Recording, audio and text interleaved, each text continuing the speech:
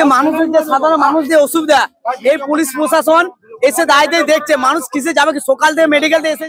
বাঁকুড়া গোবিন্দনগর বাস স্ট্যান্ডে হঠাৎ বাস বন্ধে ভোগান্তির শিকার বাস যাত্রীরা।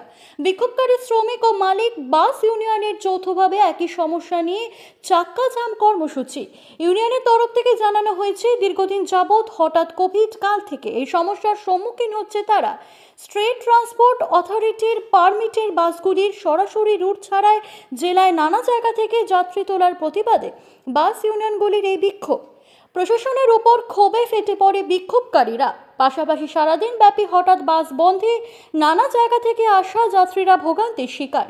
রোগী থেকে শিশু, বৃদ্ধ সকলের নাভিশ্বাস উঠল বাস থেকে।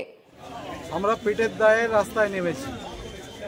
আজকে হঠাৎ করে আমাদেরকে চাক্কা জাম করতে হলো। তার কারণ হচ্ছে বিভিন্ন এসটিএ গাড়ি 7 মাস 8 মাস ধরে পারমিট তুলে হঠাৎ করে গোবিন্দনগর বাস স্ট্যান্ডের বুকের থেকে চালু করা শুরু করছে।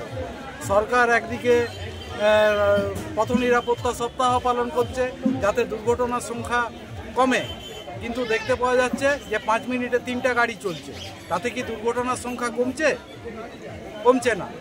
তার জন্য আজকে আমরা চিন্তা ভাবনা করেছি যে পুলিশ প্রশাসন এখন যা বাজারের অবস্থা খুব দুর্বিষহ হয়ে পড়েছে, তবুও শ্রমিকরা মেনে নিয়ে চলছে। আজ 8 বছর ধরে এই ঘটনাটা ঘটছে।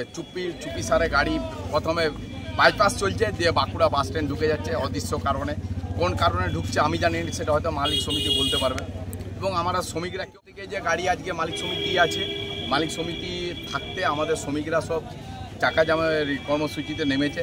আজকে যদি প্রশাসন আসে, প্রশাসন এসে যদি বলে যে হ্যাঁ গাড়িটা বন্ধ থাকবে, তাহলে আমরা গাড়ি চালাবো।